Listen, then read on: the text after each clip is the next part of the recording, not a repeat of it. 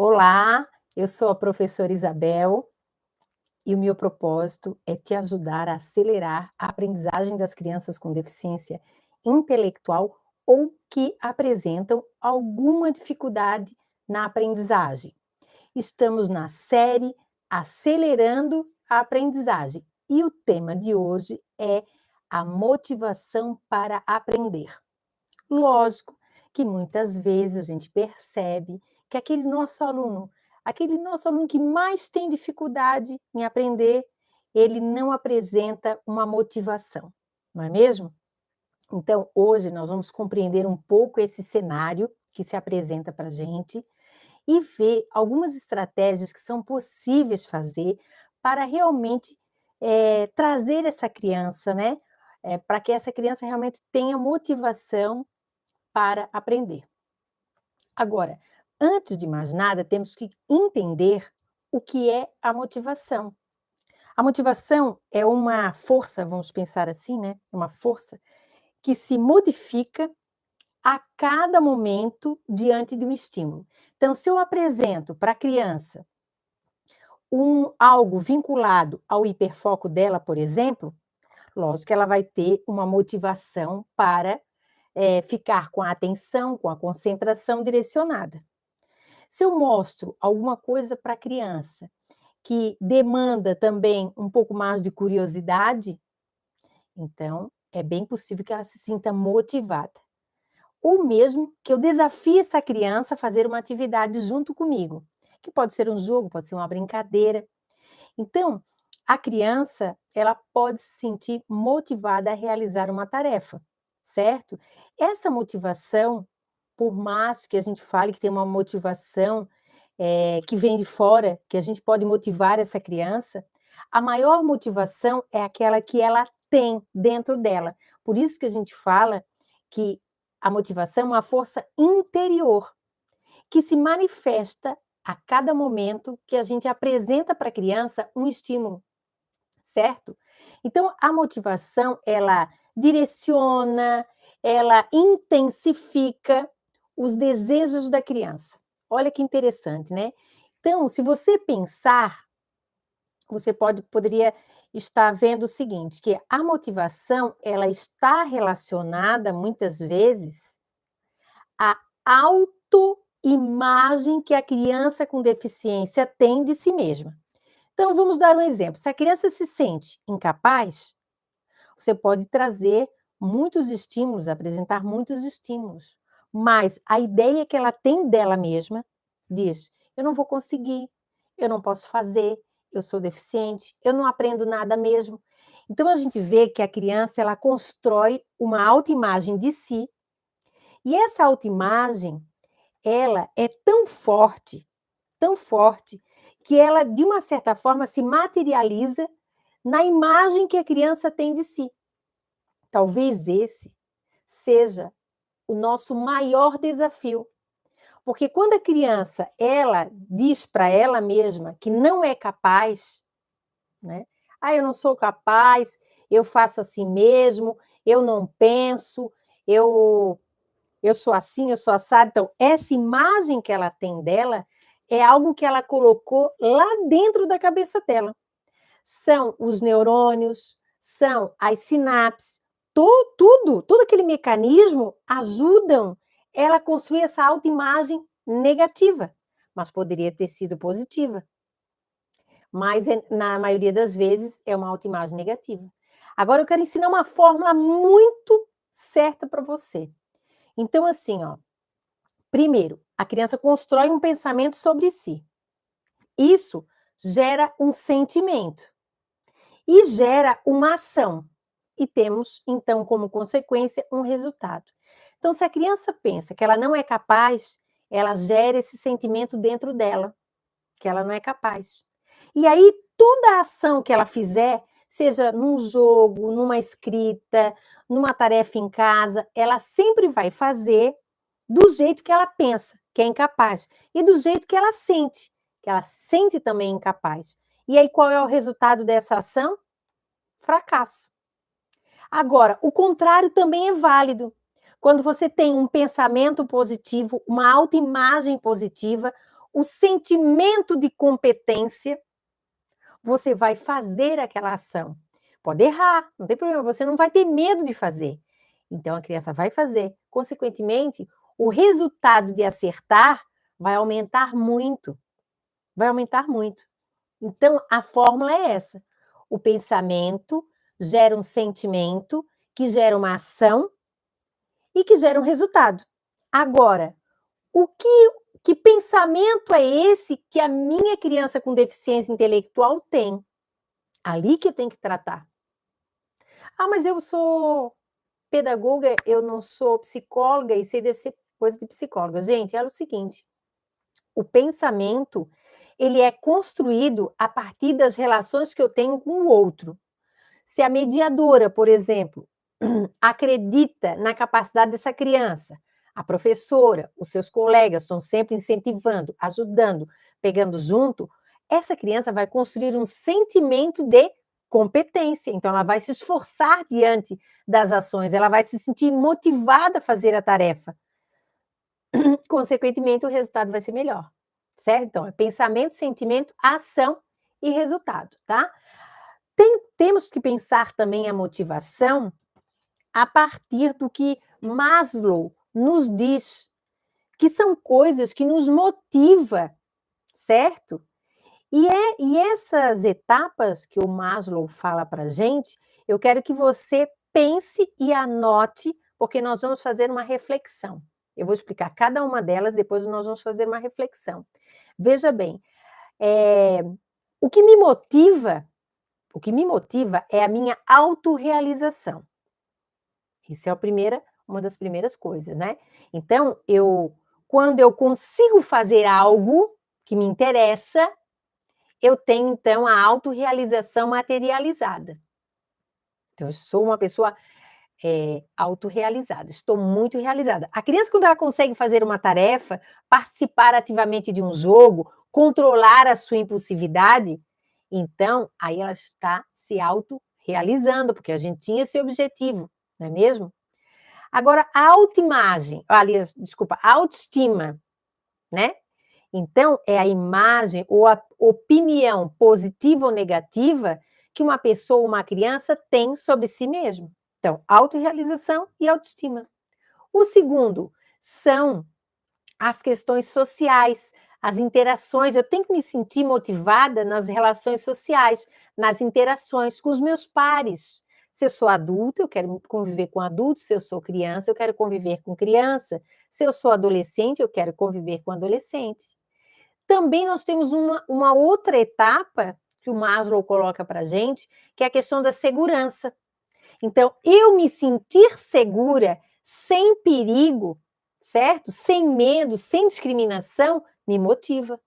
Eu estar naquele ambiente sem medo, sem discriminação, sabe? Sem perigo, isso me motiva a ir para a escola.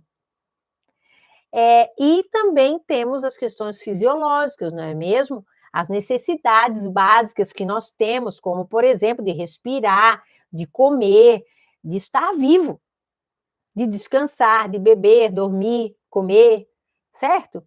Então, talvez essa é a base do que nos motiva. Então, eu sou uma pessoa, se eu estou com fome, eu não estou motivada a fazer nada, eu tenho que comer, qualquer coisinha, mas eu tenho que comer para me sentir motivada. Então, a gente tem esse processo, né? Primeiro, as nossas questões fisiológicas, depois as nossas questões da segurança, depois a nossa questão da autoestima e depois a autorrealização. Então, nós temos essa sequência de coisas que nos motivam. Agora vem a nossa reflexão. Nós temos que pensar o seguinte: como a nossa criança com deficiência intelectual está lá na escola ou em casa, certo? Como é que ela está? Então vamos lá. Primeiro, autorrealização. Essas crianças na escola estão aprendendo? Porque o objetivo da escola é fazer com que o outro aprenda. Então, assim, será que as nossas crianças com deficiência intelectual estão desenvolvendo, estão motivadas para essa autorrealização? Uma questão para a gente refletir. Segundo, autoestima. O que essas crianças sentem delas mesmas? Será que elas estão se sentindo capazes de fazer alguma tarefa? Será que elas se sentem, como é que eu posso falar para você? Que elas têm o direito de ter amigos, né? Porque eu já escutei isso de uma criança. "Ah, eu não tenho amigo, mas não é culpa deles, a culpa é minha, eu sou deficiente". Olha, então a autoestima reflete inclusive nas nossas amizades, certo? Outra coisa, sociais. Eh, Será que essa criança com deficiência intelectual ou com dificuldades na aprendizagem, quando eu falo dificuldades na aprendizagem, eu estou falando do TEA, por exemplo, né, do TDAH. Então, assim, ó, essas crianças, ela se sente como alguém da turma ou uma a mais, né? Ela se considera como alguém da turma? Ela se sente nessa turma discriminada? Ela sofre bullying? Então as relações sociais não estão sendo satisfeitas, então não há motivação. Outra, a nossa segurança. Como é que está a segurança? Essas crianças, elas podem sofrer violência sexual, violência física, violência psicológica. Então, inclusive violência, pela internet, né, de comentários nos seus Instagram, nos seus Facebooks. Então, assim, gente, vamos pensar, como é que está a segurança das nossas crianças com deficiência intelectual? E agora a última, que seria a base dessa pirâmide de Maslow, que é a questão fisiológica. Essa criança está tendo assistência médica, alimentação, tem direito à educação. Ter direito à educação não é estar na escola, é o acesso, a permanência e o seu sucesso. E o seu sucesso diz respeito a ela aprender coisas. Então, assim, ó, vamos pensar, sabe? Gente, olha, por que que nós chegamos a essa situação? Que você bem sabe aí, a partir dessas minhas reflexões aqui, você chegou a um cenário onde nós temos crianças com índice altíssimo de violência psicológica, violência sexual, violência física. Nós temos crianças que não têm alimentação adequada, saúde, né, atendimento à saúde. Escola, não tem suficiente escola. A questão da autoimagem, autorrealização. Então, vejam bem, por que chegamos a essa situação? Nós temos que dar um basta. Você tem que fazer algo. Se você é professora e vê uma situação dessa, você tem que fazer algo. Negligência como desculpa de que essa criança não aprende, já era. Não é mais, porque ela aprende. Ela aprende. Então, vamos juntas mudar a realidade. Talvez a gente não consiga mudar a realidade toda de uma vez só. Nada muda de uma vez só. Sabe como é que as pessoas mudam? Com vendo e observando ações do outro.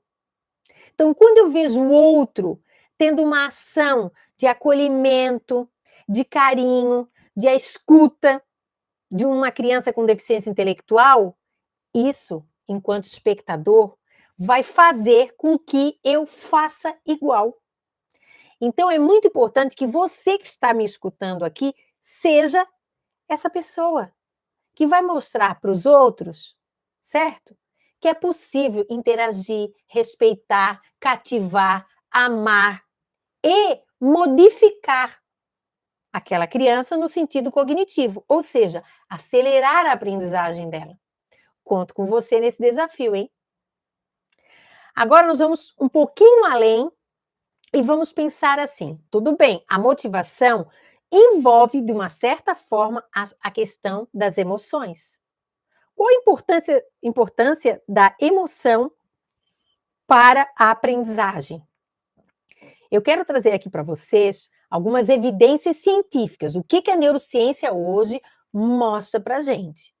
Estudos diversos, especialmente o estudo do Ivan Esquerdo, que é um um médico argentino naturalizado brasileiro, fez muita pesquisa aqui, tem vários livros interessantíssimos, maravilhosos, que você pode ler, se apropriar daquele conhecimento e mudar a sua ideia sobre a questão das emoções, da motivação, da memória. Então, assim, ó, estudos comprovam que no cérebro existe um sistema dedicado só à motivação. Olha que maravilha! E a recompensa. Ou seja, tudo que eu faço, eu gosto que alguém me dê um feedback. Por exemplo, nessa live, quando termina a live, algumas pessoas vão lá e dão um feedback no meu Instagram. Eu fico toda motivada, eu fico toda feliz, eu fico toda emocionada. E isso é igual numa criança, quando ela faz uma atividade e você dá um feedback, o feedback é a recompensa. O cérebro adora escutar as recompensas. Recompensa não é você dar uma bala, não é isso. A recompensa maior é quando os neurônios espelho, eles olham no teu rosto e vê a expressão de satisfação. Ou quando o cérebro escuta a sua voz e dá um significado para isso. Então, veja bem, o feedback é importante, tá bom? Então, os estudos, eles comprovam exatamente isso. Agora, quando a criança com deficiência intelectual é afetada, que eu digo afetada positivamente por algo, essa região que é responsável, a gente chama como se fosse um centro, né? É um sistema específico, tá? Ele vai, então, acionar esse sistema específico, que é o sistema do prazer, da satisfação, da emoção. E, nesse caso, essa região vai ter uma explosão de neurotransmissores. E o principal é a dopamina, certo? Essa ativação a partir do feedback, do retorno que você dá para essa criança, esse centro, com tanta dopamina, vai trazer o bem-estar para essa criança, vai mobilizar a atenção e vai reforçar o comportamento. Tá vendo? Então, quando você quer mudar o comportamento de uma criança, não é com ameaça, não é com discurso, certo? Pode ser com a fala, com feedback. Hoje mesmo eu estava na escola, uma criança ia começar a entrar num surto de gritar, né? Porque ele se manifesta dessa forma. E aí eu vi que já deu uma encrenca na porta da sala, e depois ele já foi à frente de outra porta do corredor, e eu vi a metade do corpo dessa criança. Então eu saí de onde eu estava, fui lá, abracei essa criança e falei: olha, eu nem sei por que você está assim, mas eu sei o que você está sentindo, porque eu escutei a sua voz. E eu vou te ajudar. Gente, isso é um feedback. Então, levei a criança lá para minha sala, conversamos, perguntei como é que estava o coração dela. Então, fiz tudo aquela, sabe? Aquela atenção necessária. E sabe o que que é? É que ele queria sentar do lado de um amigo para eles verem um filme. E a prof não queria deixar. Então, a gente teve que fazer uma intervenção, né? Então, eu fui lá, fiz uma intervenção, conversamos com a prof, fizemos pequenos acordos, queria ficar do lado do amigo, mas não podia fazer bagunça, tinha que ficar ali para não atrapalhar os outros. Então, foi feito toda uma construção bem importante para essa criança, certo? Esses feedbacks, eles são maravilhosos. Então, não faça o enfrentamento, acolha, escute e dê o feedback positivo. Isso é muito importante. Agora, vamos pensar assim, ó. Já falei da questão da motivação, já falei a questão das emoções, como é importante isso dentro do nosso cérebro, mas como a sala de aula pode motivar a criança com deficiência intelectual ou dificuldades na aprendizagem? E para isso, eu vou dizer o seguinte: nós não temos que ter somente um olhar na sala de aula, nós temos que ter 4 olhares importantes, certo? O primeiro olhar é você olhar a escola. a escola. O segundo é olhar a experiência que você vai proporcionar. O segundo é olhar o espaço e o outro o tempo. Mas calma que eu vou explicar cada um desses para você. A escola, tá? A escola é um espaço que está proporcionando experiências positivas, motivadoras para a aprendizagem dessa criança? Se não é, tem que ser. Né? A escola ela tem que ser esse espaço de proporcionar experiências positivas para acelerar a aprendizagem das crianças com deficiência intelectual ou dificuldades na aprendizagem, porque quando essas experiências são positivas, elas o quê? Desencadeia a questão do prazer, da satisfação, da memória, isso tudo ajuda. O espaço, quando eu falo, é o lugar, né? Esse lugar é um lugar constituído de experiências positivas? Porque pode não ser escola, mas pode ser esse lugar, pode ser a sua sala de aula, pode ser a biblioteca, pode ser a sala de vídeo. Não importa, eu estou falando do lugar. O pátio, o parquinho. Então, esse lugar tem proporcionado experiências positivas para essa criança? O tempo, né? O tempo. O tempo é o momento que a criança passa naquela experiência. Então, assim, ó, uma vez por mês eu faço uma atividade legal para aquela criança. Aí ela passa muito tempo em frustração. É muito tempo. Então, todo dia teria que ter um tempo numa atividade adaptada adequadamente para essa criança. Sendo que, lembrando que a adequação curricular, todas as outras crianças são beneficiadas. Então, eu tenho que pegar nesse tempo que eu tenho de sala de aula e fazer uma experiência de 5 minutos, 10 minutos, direcionada para todas as crianças, mas que vai ser pontual para trabalhar as funções cognitivas daquela criança com deficiência, mas todos vão ser beneficiados. Tá bom? Então, assim, ó, a experiência positiva, certo? Ela resulta do que você oferece na escola para essa criança e do tempo e do espaço onde isso ocorre. Então, veja bem, nós temos a escola como um todo, nós temos a experiência em si e o tempo e o espaço, certo? Então, isso é muito importante. Espaço, escola, experiência, tempo é determinante para motivar a aprendizagem da criança. E a criança estando motivada, ela pode acelerar a aprendizagem. Isso é determinado, inclusive, pela neurociência. Tá bom? Então, é muito importante isso. A mediação, ela é uma ferramenta que você vai utilizar dentro desse espaço, desse tempo, e para mediar essa experiência, né? E aí vai tornar isso muito mais significativo para todos. Agora, eu quero passar para uma etapa prática. Como eu atendo muitas crianças, né, eu gosto muito que elas se expressem por desenhos, por imagens, porque isso fica muito mais concreto, para que ela possa realmente me dizer o que ela está sentindo, o que ela está vivenciando. Então, geralmente, eu peço para as crianças fazerem um desenho para mim sobre a sala de aula, tá?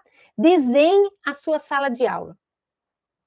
E a partir disso, lógico que isso aqui eu peguei na internet, né?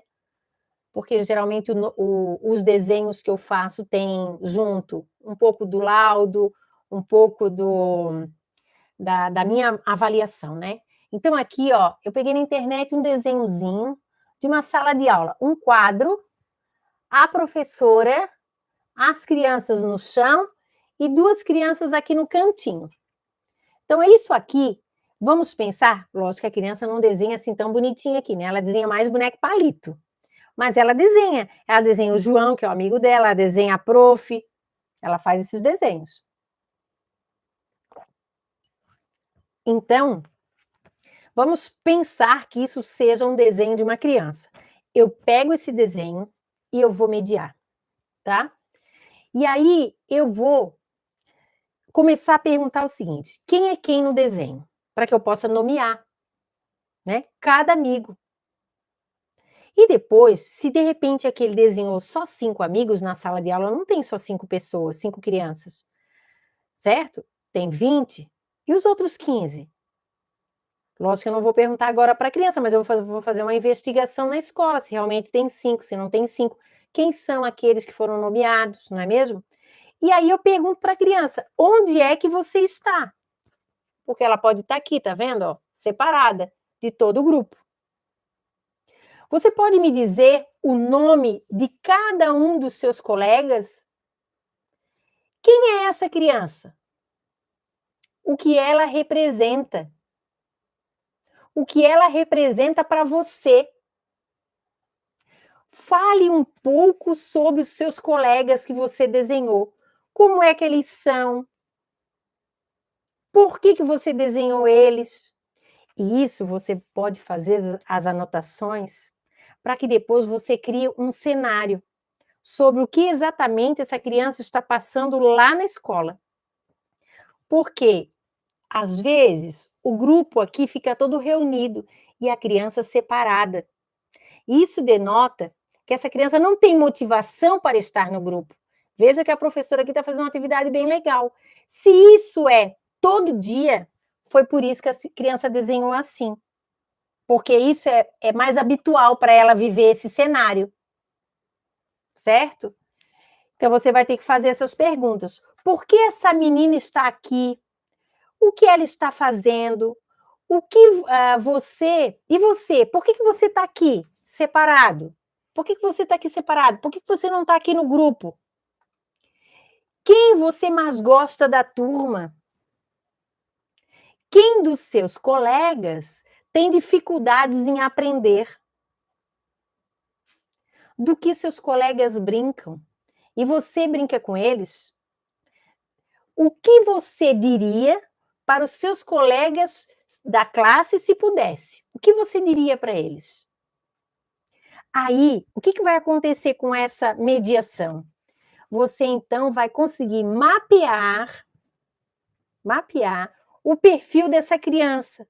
Se o que ela desenhou foi apenas um momento, ou se geralmente fica sempre assim, ela separada. O que os amigos pensam dela, o que ela pensa sobre os amigos, e aí a gente tem um cenário que vai mapear a motivação dessa criança. Como é que essa criança realmente está na escola? Está sendo uma escola com experiências positivas, que satisfaz, motiva essa criança o tempo todo, em algum momento? Qual é o espaço que ela se sente feliz? Por exemplo, eu posso perguntar: você se sente mais feliz quando está no grupo ou quando está separado? Isso é muito importante a gente ter esse feedback. Olha, e vou dizer mais, essa mediação pode ser uma mediação, inclusive, que uma mãe pode fazer com seu filho, tá? Pode fazer. E depois me conta, que daí eu posso te dar algumas ideias do que trabalhar com essa criança.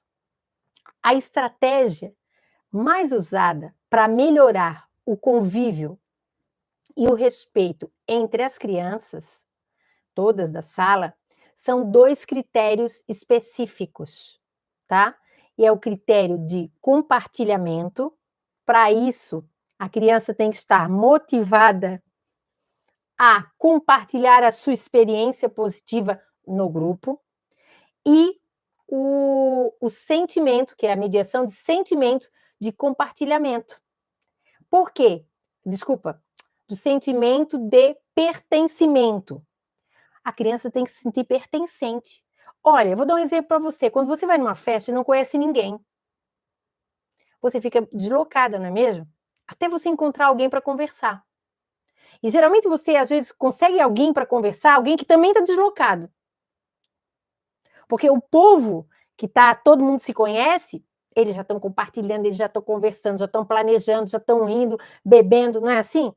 Imagina a criança, numa sala onde parece que ela não pertence ao grupo, onde ela não pode compartilhar suas experiências. Então, ela não tem motivação nenhuma, nem para estar ali, em nenhum tempo. Não quer compartilhar aquele espaço. Não se sente motivada.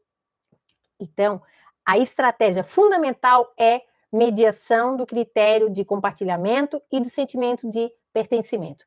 É a estratégia para trabalhar em grupo, tá bom? Espero que vocês tenham gostado dessa dica, ok? Também eu vou te explicar por que trabalhar a mediação, trabalhar a motivação é muito importante, tá? Nós temos uma neurocientista muito importante no nosso país que se chama Susana Herculano. Ela explica que tarefas muito difíceis desmotivam qualquer aluno, qualquer estudante, tá? E deixa o cérebro com uma sensação de frustrado. Então, sem obter prazer, o sistema de recompensa, que eu expliquei para vocês, né, não é ativado. Uma tarefa muito fácil também são abandonadas e corre o mesmo risco. Então, vamos pensar o seguinte: é necessário fazer a adaptação das tarefas. Para quê? Para que essa tarefa não seja muito difícil e também não muito fácil.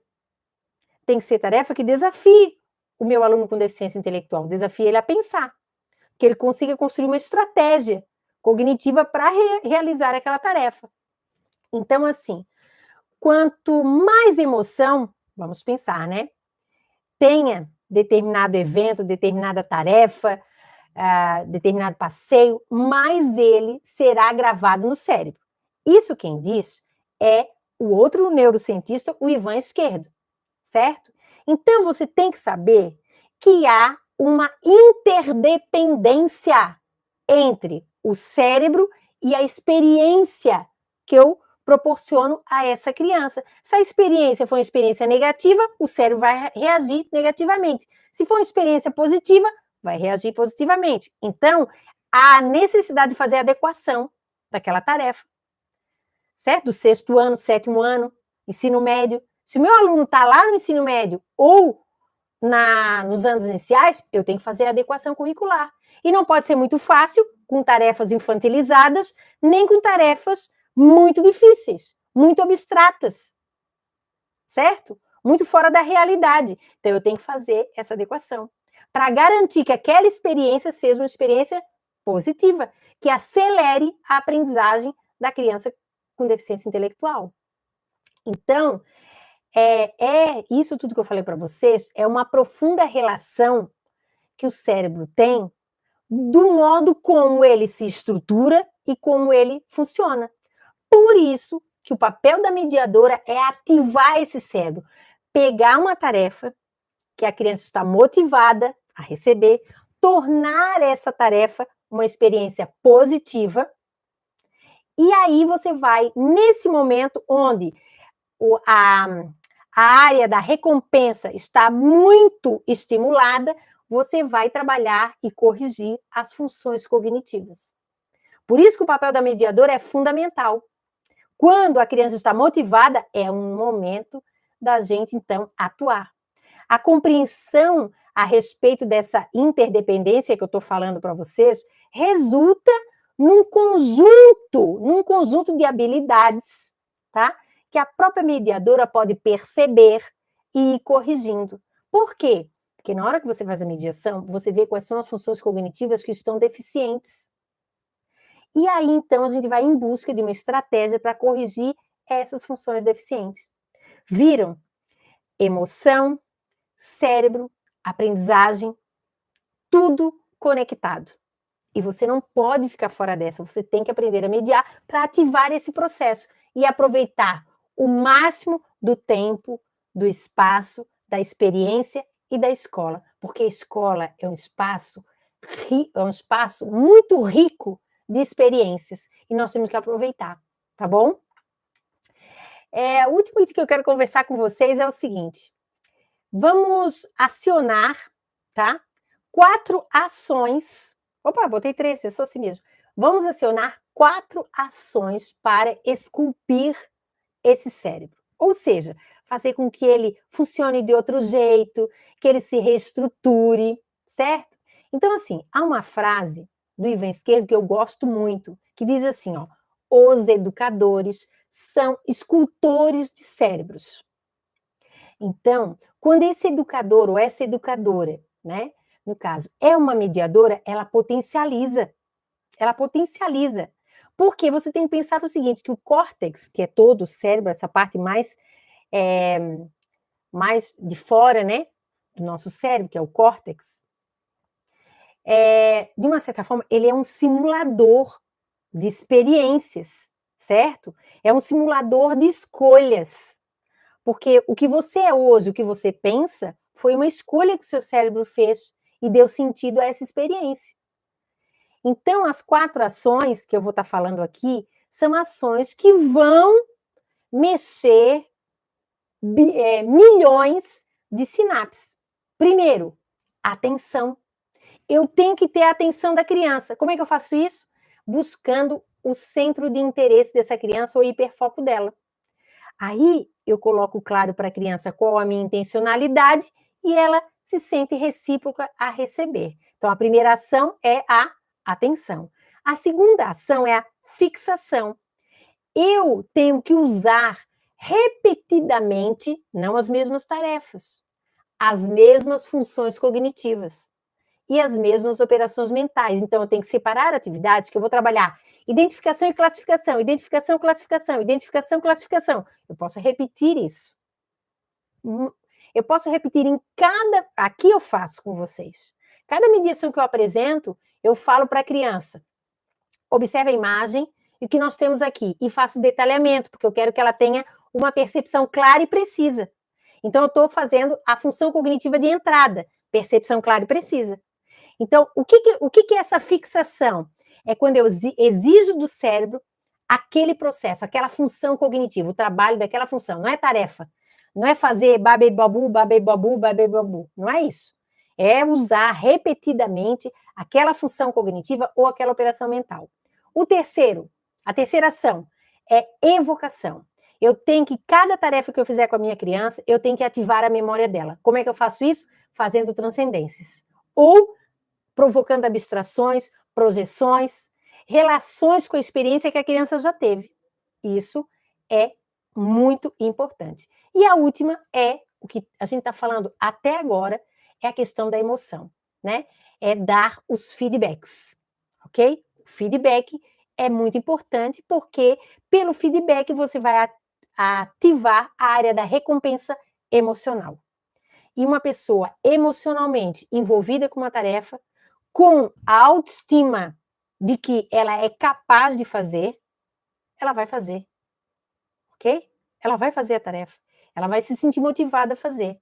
Então, é dessa forma que a motivação ajuda na aceleração da aprendizagem das crianças com deficiência intelectual ou dificuldades na aprendizagem. Olha, espero que vocês tenham gostado do nosso encontro de hoje, ok? E até o próximo encontro.